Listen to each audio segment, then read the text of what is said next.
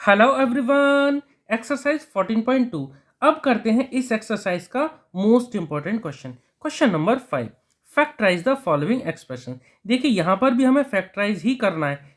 Part first देखते हैं, P square plus 6p plus 8।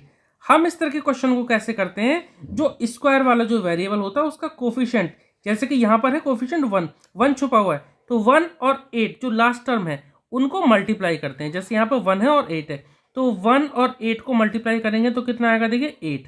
अब ऐसे दो फैक्टर करेंगे बीच वाली टर्म के कि उन दोनों को मल्टीप्लाई करने पर तो आए 8, और उनको तोड़ने पर यानी उनके फैक्टर करने पर आना चाहिए 6p।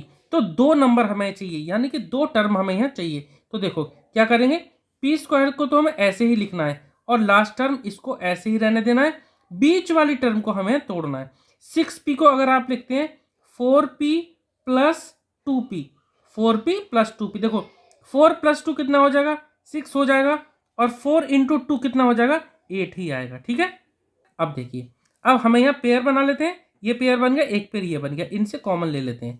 पी स्क्वायर का मतलब p इंटू पी और 4p का मतलब 4 इंटू पी, यानी कि दोनों में p कॉमन है। तो p हमने ले लिया ब्रैकेट के बाहर, और ब्रैकेट के अंदर क्या बचेगा, यहाँ बचेगा p। ठीक है, क्योंकि p स्क्वायर था ना, तो एक p बाहर ले लिया, एक p बचा, प्लस 4p में से एक p बाहर ले लिया तो क्या बचा, 4 बचा। ठीक है, इन दोनों में से क्या कॉमन ले सकते हैं, 2। देखो 8 का 2 4 जा 8, और यहाँ पे 2 है, ये तो दोनों में से 2 कॉमन हमने यहाँ ले लिया, ब्रैकेट लगा दिया, क्या बचेगा, यहाँ बचेगा p, प्लस यहाँ कितना बचेगा, 2 इंटू 4 था, तो यहाँ बचा सिर्फ 4। ठीक है, अब जो दो ब्रैकेट सेम आ गए हमारे, उसको हम एक बार लिख देंगे, यानी कि p प्लस 4, और अगले ब्रैकेट में जो यहाँ बचा है यानी p प्लस 2। एक तरह से हमने यहाँ पर p प्लस 4 को कॉमन ले लिया। ठीक है, p प्लस 4 यहाँ भी है, यहाँ भी है, ये ब्रैकेट बाहर ले लिया कॉमन, ब्रैकेट लगाया दूसरा, इसमें क्या मल्टीप्लाई हो रहा है p का, तो p को लिख दिया, प्लस इसमें क्या मल्टीप्लाई हो रहा है 2, तो यहाँ 2 लिख दिया। ठीक है, ये दोनों ब्रैकेट हमारे सेम आने ही चाहिए। अगर ये दोनों ब्रैकेट हमारे सेम नहीं आए तो समझ जाओ कि आपने कहीं ना कहीं गलती करी है। ठीक है, तो पार्ट फर्स्ट हमारा कंप्लीट हो गया। अब करते हैं पार्ट सेकंड। पार्ट सेकंड देखते हैं, Q square minus 10q plus 21। यहां पर भी हम इसको मिडिल टर्म स्प्लिट से ही करेंगे, जैसे कि हमने यहाँ किया था। ठीक है, तो देखिए क्यू स्क्वायर को हमने ऐसे लिखा, अब 10q के ऐसे दो फैक्टर करें कि उनका मल्टीप्लाई करने पर आना चाहिए 21, और उनको जोड़ने घटाने पर आना चाहिए माइनस 10q। देखो माइनस आ रहा है और मल्टीप्लाई करने पर आ रहा है प्लस का 21, तो यहाँ के जो दो फैक्टर होंगे ना, वो दोनों ही माइनस माइनस के होंगे। ठीक है, तो 10 के अगर मैं दो फैक्टर करता हूं तो देखो एक आता है -7q और दूसरा -3q। -7 -3 -10 हो जाएगा, और -7 इंटू -3 21 हो जाएगा। ठीक है, प्लस 21 जो लास्ट टर्म है उसको ऐसे ही हमने लिख दिया। इन दोनों से क्या कॉमन ले सकते हैं, इन दोनों में से q कॉमन है, तो q ले लिया। यहाँ क्या बचेगा, q, क्योंकि क्यू स्क्वायर था तो मतलब क्यू इंटू क्यू, -7q का मतलब -7 इंटू क्यू, क्यू बाहर है तो सिर्फ बचा 7। अब इन दोनों में से क्या कॉमन ले सकते हैं, -3 बाहर ले सकते हैं। ठीक है, तो क्या बचेगा, यहाँ तो बचा q, और ध्यान दीजिए जब भी हम माइनस बाहर लेते हैं तो ब्रैकेट के अंदर के साइन चेंज हो जाते हैं। -3q हो गया, प्लस का माइनस हमने बाहर ले लिया, 3 भी बाहर ले लिया, क्या बचा q। और ऐसी 21 में हमने माइनस बाहर लिया तो यहाँ क्या बचेगा, माइनस का और 7। ठीक है, क्योंकि 21 क्या था, 7 इंटू 3, -3 बाहर लिया तो अंदर बचा -7। दो ब्रैकेट सेम आ गए, क्या बचा q -7, और अगले ब्रैकेट में q -3।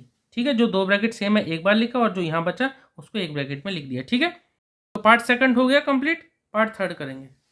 अब देखिए पार्ट थर्ड देखते हैं, P square plus 6p minus 16। यहाँ पर देखिए पी स्क्वायर का कोफिशिएंट है 1 और -16 को मल्टीप्लाई करते हैं तो देखिए ये आता है कितना, -16। तो हमें बीच वाली टर्म जो 6p है, इसके ऐसे दो फैक्टर करने हैं कि उनको मल्टीप्लाई करने पर तो आना चाहिए -16, और उनको तोड़ने पे आना चाहिए प्लस का 6p। ठीक है, तो प्लस का आंसर आना चाहिए यहाँ पे, और मल्टीप्लाई में आ रहा है माइनस में। ठीक है, तो ध्यान दीजिए जब दो टर्म को हम मल्टीप्लाई करते हैं तो आंसर आ रहा है माइनस में, यानी कि उन दोनों में से एक होगा प्लस का और एक होगा माइनस का। और बड़ा कौन सा होगा, प्लस का, क्योंकि यहाँ पे 6 से पहले प्लस का है तो बड़ा होगा प्लस का। देखिए कैसे, पी स्क्वायर प्लस में यहाँ लिख देता हूं। अब देखिए 16 कैसे आएगा, 8 2 जा 16 हो सकता है, यानी कि 8 -2 कितना आएगा, देखिए 6 आ जाएगा ना। और 8 इंटू 2, 8 इंटू -2 सॉरी 8 इंटू -2 करेंगे तो कितना आ जाएगा, माइनस का 16। मल्टीप्लाई करके आ गया माइनस में 16, और उनको तोड़ने पर, यानी 8 - 2 कितना आ गया 6। ठीक है, तो क्या ले लेंगे 8p माइनस 2p। ठीक है, और -16 को हम ऐसे ही रहने देंगे। ठीक है, अब देखिए इन दोनों में से क्या कॉमन ले सकते हैं, इन दोनों में से हम ले सकते हैं p कॉमन। ठीक है, p ले लिए बाहर, क्या बचेगा, यहाँ बचा p प्लस यहाँ बचा 8। ठीक है, क्योंकि दोनों में p कॉमन हमारा, क्योंकि इन दोनों में p बाहर हमने ले लिया। ठीक है, इन दोनों में से माइनस कॉमन ले लेते हैं और 2 कॉमन ले लेते हैं, क्योंकि दोनों में ही 2 के मल्टीपल्स हैं। तो यहाँ पर बचा p प्लस यहाँ बचा 8। ठीक है, अब देखो दो ब्रैकेट ये सेम आ गए।